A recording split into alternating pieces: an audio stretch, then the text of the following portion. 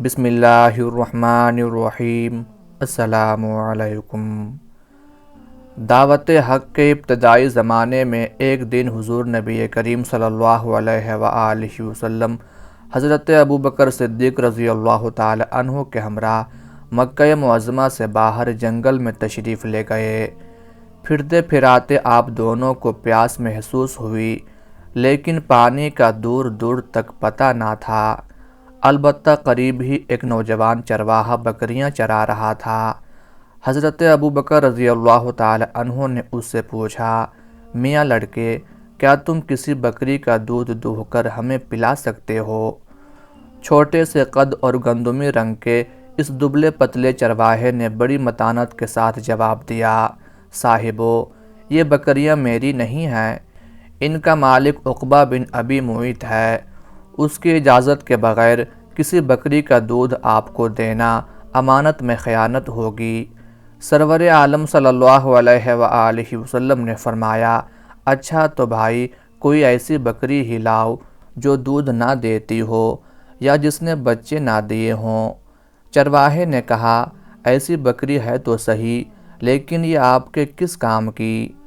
حضور صلی اللہ علیہ وآلہ وسلم نے فرمایا، تم لاؤ تو صحیح۔ چرواہے نے ایک بکری پیش کی۔ سرور عالم صلی اللہ علیہ وآلہ وسلم نے اس کے تھنوں پر ہاتھ پھیر کر دعا فرمائی۔ اللہ تعالیٰ نے آنن فانن تھنوں کو دودھ سے بھر دیا۔ اب حضرت ابوبکر رضی اللہ تعالی عنہ دودھ دوہنے بیٹھے تو اتنا دودھ نکلا کہ تینوں نے خوب سیر ہو کر پیا۔ اس کے بعد حضور صلی اللہ علیہ وآلہ وسلم کی دعا سے بکری کے تھن خشک ہو کر اصلی حالت پر آ گئے۔ نوجوان چرواہا یہ نظارہ دیکھ کر ششدر رہ گیا۔ مکہ میں دعوت حق کی بھنک اس کے کانوں میں پڑ چکی تھی، لیکن داعی حق صلی اللہ علیہ وآلہ وسلم سے ملنے کا اتفاق آج ہی ہوا تھا۔ یہ معجزہ دیکھ کر اس کا دل ہادی اکرم صلی اللہ علیہ وآلہ وسلم کی محبت اور عقیدت سے معمور ہو گیا۔ اس وقت تو خاموش رہا، لیکن شہر واپس جا کر وہ اپنے جذبات پر زیادہ دیر تک قابو نہ رکھ سکا اور ایک دن حضور کی خدمت میں حاضر ہو کر ملتجی ہوا، یا رسول اللہ صلی اللہ علیہ وآلہ وسلم، مجھے بھی اپنی جماعت میں داخل فرما لیجئے۔ رحمت عالم صلی اللہ علیہ وآلہ وسلم نو خیز چرواہے کی دیانت داری و ایمانداری کا مشاہدہ فرما چکے تھے۔ فوراً اس کی درخواست قبول فرمائی اور بڑی محبت اور شفقت کے ساتھ اس کے سر پر اپنا دست مبارک پھیرتے ہوئے فرمایا، تم تعلیم یافتہ لڑکے ہو۔ یہ خوش بخت نوجوان، جن کو امام الانبیاء نبی رحمت صلی اللہ علیہ وآلہ وسلم نے تعلیم یافتہ لڑکے کا خطاب مرحمت فرمایا، حضرت عبداللہ بن مسعود رضی اللہ تعالی عنہ تھے۔ نعمت ایمان سے بہرہ ور ہو کر حضرت عبداللہ بن مسعود رضی اللہ تعالی عنہ نے اپنے آپ کو سرور عالم صلی اللہ علیہ وآلہ وسلم کی خدمت کے لیے وقف کر دیا اور ساتھ ہی ذوق و شوق سے قرآن حکیم کی تعلیم حاصل کرنے لگے۔ اس وقت تک صرف چند سعید الفطرت ہستیاں ہی مشرف باسلام ہوئی تھیں اور وہ سب قریش کے قہر و غضب کا نشانہ بنی ہوئی تھیں۔ ایک دن شمع نبوت کے پروانوں نے باہم مشورہ کیا کہ قریش نے آج تک بلند آواز سے قرآن پڑھتے ہوئے نہیں سنا، کوئی ایسی صورت ہو کہ ان کے سامنے بلند آہنگی سے کلام الہی پڑھا جائے۔ نوجوان عبداللہ بن مسعود رضی اللہ تعالی عنہ نے فوراً کہا، اس کام کو میں انجام دوں گا۔ صحابہ رضی اللہ عنہم نے کہا، یہ کام بڑا پرخطر ہے، ایسا نہ ہو کہ تم کسی مصیبت میں مبتلا ہو جاؤ، تمہارا قبیلہ اتنا طاقتور نہیں ہے کہ تمہیں مشرکین کے پنجے ستم سے نجات دلا سکے۔ حضرت عبداللہ بن مسعود رضی اللہ تعالی عنہ نے جوش ایمان سے بے قرار ہو کر کہا، مجھے یہ کام کرنے دو، میرا آسرا اللہ پر ہے اور وہی میری حفاظت کرے گا۔ صحابہ کرام رضی اللہ عنہم ان کا جوش ایمانی دیکھ کر خاموش ہو گئے۔ دوسرے دن طلوع آفتاب کے بعد جب تمام مشرکین قریش ایک جگہ جمع تھے، حضرت عبداللہ بن مسعود رضی اللہ تعالی عنہ نے نہایت بلند آہنگی سے ان کے سامنے قرآن کریم کی تلاوت شروع کر دی۔ مشرکین یہ نامانوس کلام سن کر بہت حیران ہوئے اور ایک دوسرے کا منہ تکنے لگے۔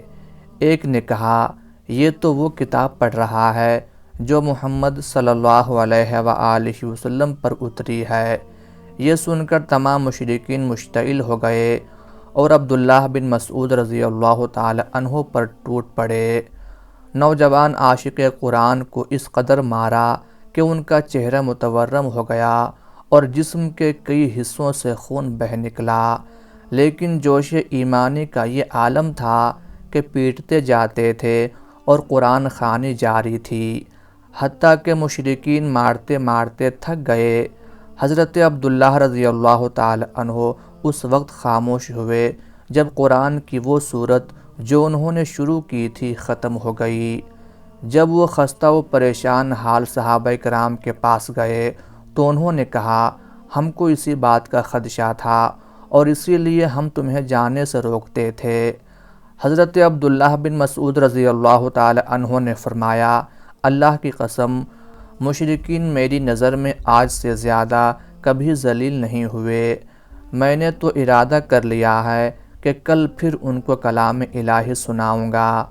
صحابہ کرام نے فرمایا، جو کچھ تم نے کیا ہے وہ بہت کافی ہے، اب پھر تمہارے جانے کی ضرورت نہیں۔ جس کلام کا سننا مشرکین کو سخت ناگوار تھا، اس کو تم نے اس کے کانوں تک پہنچانے کا حق ادا کر دیا۔ حضرت عبداللہ رضی اللہ تعالی عنہ نے اپنے رفقا کے اصرار سے مجبور ہو کر خاموشی اختیار کر لی، لیکن کفار بھلا انہیں کب چین سے بیٹھنے دیتے تھے۔ انہوں نے عبداللہ بن مسعود رضی اللہ تعالی عنہ پر بے پناہ مظالم ڈھانے شروع کر دیے۔ جب مشرکین کے جور و ستم کا سلسلہ ناقابل برداشت حد تک پہنچ گیا تو سرور کائنات صلی اللہ علیہ وآلہ وسلم نے انہیں حبش کی طرف ہجرت کرنے کی ہدایت فرمائی۔ ارشاد نبوی کی تعمیل میں حضرت عبداللہ بن مسعود رضی اللہ تعالی عنہ نے 2 مرتبہ حبش کی غریب الوطنی اختیار کی اور تیسری مرتبہ ہجرت کر کے مدینہ منورہ تشریف لے گئے۔ سرور عالم صلی اللہ علیہ وآلہ وسلم نے ان کی مواخات حضرت معاذ بن جبل انصاری رضی اللہ تعالی عنہ سے کرا دی اور ان کے رہنے کے لیے مسجد نبوی کے پاس زمین کا ایک ٹکڑا مرحمت فرمایا۔ 2 ہجری میں غزوات کا سلسلہ شروع ہوا تو عبداللہ بن مسعود رضی اللہ تعالی عنہ نے شروع سے لے کر آخر تک ہر غزوہ میں سرفروشانہ حصہ لیا۔ غزوہ بدر میں جب 2 انصاری نوجوانوں نے ابو جہل کو شدید زخمی کر دیا تو اتفاق سے عبداللہ بن مسعود رضی اللہ تعالی عنہ بھی سرور کائنات صلی اللہ علیہ وآلہ وسلم کے حکم کی تعمیل میں ابو جہل کو تلاش کرتے کرتے وہاں پہنچ گئے۔ ابو جہل اس وقت دم توڑ رہا تھا۔ حضرت عبداللہ رضی اللہ تعالی عنہ اس کی چھاتی پر سوار ہو گئے اور اس کی داڑھی پکڑ کر کہنے لگے، او دشمن خدا، تو ہی ابو جہل ہے، اللہ نے تجھے خوب ذلیل کیا۔ ابو جہل نے کہا، کاش مجھے کسی چرواہے نے قتل نہ کیا ہوتا۔ حضرت عبداللہ بن مسعود رضی اللہ تعالی عنہ نے ابو جہل کی بات سن کر اس کی گردن پر اپنا پاؤں رکھ دیا۔ ابو جہل نے کہا، او بھیڑے چرانے والے، تو بہت اونچی جگہ چڑھا ہے، اتنا تو بتا کہ فتح کس کی ہوئی ہے؟ عبداللہ بن مسعود رضی اللہ تعالی عنہ نے جواب دیا، او دشمن خدا، اللہ اور اس کے رسول کی۔ اتنا سن کر ابو جہل بالکل ٹھنڈا ہو گیا۔ حضرت عبداللہ بن مسعود رضی اللہ تعالی عنہ نے اس کا سر کاٹ لیا اور سرور کائنات صلی اللہ علیہ وآلہ وسلم کے قدموں میں لا کر ڈال دیا۔ حضور صلی اللہ علیہ وآلہ وسلم نے ابو جہل کے ناپاک سر کی طرف دیکھ کر فرمایا، حمد و ثنا کے لائق وہ اللہ ہے جس نے اے دشمن خدا تجھے ذلیل کیا۔ پھر فرمایا، اس امت کا فرعون مر گیا۔ غزوہ بدر کے بعد حضرت عبداللہ بن مسعود رضی اللہ تعالی عنہ نے نہایت جوش اور پامردی کے ساتھ احد، خندق اور خیبر کے غزوات میں حصہ لیا۔ حدیبیہ، فتح مکہ اور غزوہ حنین میں بھی وہ سرور کونین صلی اللہ علیہ وآلہ وسلم کے ہم رکاب تھے۔ 11 ہجری میں سرور کائنات صلی اللہ علیہ وآلہ وسلم نے رحلت فرمائی تو حضرت عبداللہ بن مسعود رضی اللہ تعالی عنہ پر کوہ علم ٹوٹ پڑا اور وہ دل شکستگی کے عالم میں گوشہ نشین ہو گئے۔ لیکن چند سال بعد جنگ یرموک کے موقع پر جب حضرت عمر فاروق رضی اللہ تعالی عنہ نے ہر تندرست مسلمان کو جہاد میں حصہ لینے کی ترغیب دی تو حضرت عبداللہ بن مسعود رضی اللہ تعالی عنہ اپنے گوشہ عزلت سے نکل کر اسلامی لشکر میں شامل ہو گئے اور شام پہنچ کر معرکہ یرموک میں بڑے جوش و خروش اور ثابت قدمی سے داد شجاعت دی۔ میدان جہاد سے واپس آئے تو فاروق اعظم رضی اللہ تعالی عنہ نے 20 ہجری میں انہیں کوفہ کا قاضی مقرر کیا اور ساتھ ہی وہاں کے خزانہ یعنی بیت المال اور دینی تعلیم کے شعبے میں بھی ان کو تفویض کیے۔ حضرت ابن مسعود رضی اللہ تعالی عنہ پورے 10 سال تک کوفہ میں اپنے فرائض نہایت خوش اسلوبی سے انجام دیتے رہے۔ خلیفہ ثالث حضرت عثمان غنی رضی اللہ تعالی عنہ نے کسی بات پر ناخوش ہو کر انہیں اپنے عہدے سے سبکدوش کر دیا۔ ان کی معزولی کی خبر اہل کوفہ پر شاک گزری۔ وہ جمع ہو کر حضرت عبداللہ رضی اللہ تعالی عنہ کے پاس گئے اور ان سے کہا، ابو عبد الرحمن، آپ کوفہ نہ چھوڑیں، ضرورت پڑی تو ہم سب آپ پر اپنی جانیں قربان کر دیں گے۔ حضرت عبداللہ بن مسعود رضی اللہ تعالی عنہ نے ان کی بات قبول نہ کی اور فرمایا، میں امیر المومنین کے حکم عدولی کر کے در فتنہ نہ کھولوں گا۔ چنانچہ اپنے فرائض سے سبکدوش ہو کر وہ ایک قافلے کے ہمراہ حج بیت اللہ کے لیے مکہ روانہ ہو گئے۔ ربضہ کے مقام پر پہنچے تو انہوں نے ایک بدوی خاتون کو سر راہ کھڑے پایا۔ اس نے حضرت عبداللہ بن مسعود اور ان کے ساتھیوں کو پکار کر کہا، بھائیو، قریب ہی ایک مسلمان دم توڑ رہا ہے، اس کی تجہیز و تکفین میں میری مدد کرو۔ انہوں نے پوچھا، وہ کون شخص ہے؟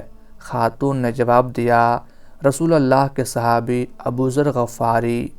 حضرت عبداللہ اور ان کے ساتھی حضرت ابو ذر غفاری رضی اللہ تعالی عنہ کا اسم گرامی سن کر ہمارے ماں باپ ان پر قربان ہوں کہتے ہوئے اس کٹیا کی طرف لپکے جہاں حضرت ابو ذر رضی اللہ تعالی عنہ زندگی کے آخری سانس لے رہے تھے۔ انہوں نے نوواردوں کو اہلاً و سہلاً کہا اور اپنے کفن دفن کے متعلق ہدایت دے کر پیک اجل کو لبیک کہا۔ حضرت عبداللہ بن مسعود رضی اللہ تعالی عنہ نے ان کی نماز جنازہ پڑھائی، پھر سب نے مل کر انہیں سپرد خاک کیا اور اس کے بعد اپنے سفر پر روانہ ہو گئے۔ مکہ پہنچ کر حضرت ابن مسعود رضی اللہ تعالی عنہ نے حج کیا اور پھر مدینہ جا کر گوشہ عزلت میں بیٹھ گئے۔ دن رات یاد الہی کے سوا کوئی کام نہ تھا۔ اسی زمانے میں ایک دن ایک شخص ان کی خدمت میں حاضر ہوا اور کہا، ابو عبد الرحمن، میں نے آج رات خواب میں دیکھا کہ آپ رسول اللہ صلی اللہ علیہ وآلہ وسلم کی خدمت میں حاضر ہیں اور حضور صلی اللہ علیہ وآلہ وسلم فرما رہے ہیں، ابن مسعود، میرے بعد تمہیں تکلیف پہنچی، آؤ میرے پاس چلے آؤ۔ حضرت عبداللہ رضی اللہ تعالی عنہ نے فرمایا، اللہ کی قسم تم نے یہ خواب دیکھا ہے؟ اس نے اس بات میں جواب دیا تو فرمایا، تو بس میرا وقت آخر آ پہنچا ہے، شاید تم میرے جنازے میں شریک ہو کر ہی مدینہ سے باہر جاؤ گے۔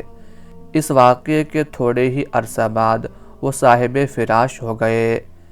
جب علالت تشویشناک صورت اختیار کر گئی تو حضرت عثمان غنی رضی اللہ تعالی عنہ آپ کے پاس آئے اور دریافت کیا، آپ کو کس سے شکایت ہے؟ فرمایا، اپنے گناہوں سے۔ آپ نے دریافت فرمایا، آپ کا دل کیا چاہتا ہے؟ فرمایا، اپنے رب کی رحمت۔ آپ نے دریافت فرمایا، آپ کے لیے معالج بھیجوں؟ حضرت عبداللہ بن مسعود نے فرمایا، معالج ہی نے تو مجھے صاحب فراش کیا ہے۔ اس کے بعد حضرت عثمان غنی رضی اللہ تعالی عنہ نے فرمایا، کیا وہ سب مال آپ کے نام نہ لگا دوں جو کئی سال سے آپ نہیں لے رہے؟ فرمایا، مجھے اس مال کی حاجت نہیں۔ حضرت عثمان غنی رضی اللہ تعالی عنہ نے فرمایا، یہ مال آپ کی بچیوں کے کام آئے گا۔ حضرت ابن مسعود رضی اللہ تعالی عنہ نے فرمایا، آپ میری بچیوں کی اسرت اور احتیاج کی فکر نہ کریں، میں نے ان کو تلقین کر دی ہے کہ ہر شب کو سونے سے پہلے سورہ واقعہ کی تلاوت کر لیا کریں، کیونکہ میں نے رسول اللہ صلی اللہ علیہ وآلہ وسلم سے سنا ہے کہ جو شخص ہر رات کو سونے سے پہلے سورہ واقعہ پڑھ لے گا وہ کبھی اسرت اور فاقہ میں مبتلا نہ ہوگا۔ علامہ ابن سعد کا بیان ہے کہ اس گفتگو کے بعد دونوں بزرگوں کے دل ایک دوسرے کی طرف سے صاف ہو گئے۔ حضرت عبداللہ رضی اللہ تعالی عنہ کو جب یقین ہو گیا کہ اس بیماری سے جاں بر نہیں ہوں گے تو انہوں نے حضرت زبیر بن عوام اور ان کے صاحبزادے حضرت عبداللہ بن زبیر رضی اللہ عنہما کو بلا بھیجا اور انہیں اپنی جائیداد، اولاد اور تجہیز و تکفین کے بارے میں ضروری وصیتیں کرنے کے بعد داعی اجل کو لبیک کہا۔ یہ 32 ہجری کا واقعہ ہے۔ اس وقت حضرت عبداللہ بن مسعود رضی اللہ تعالی عنہ کی عمر 60 برس سے کچھ اوپر تھی۔ نماز جنازہ امیر المومنین حضرت عثمان غنی رضی اللہ تعالی عنہ نے پڑھائی اور جنت البقیع میں مدفون ہوئے۔ اللہ تعالیٰ کی ان پر بے شمار رحمتیں نازل ہوں، آمین یا رب العالمین۔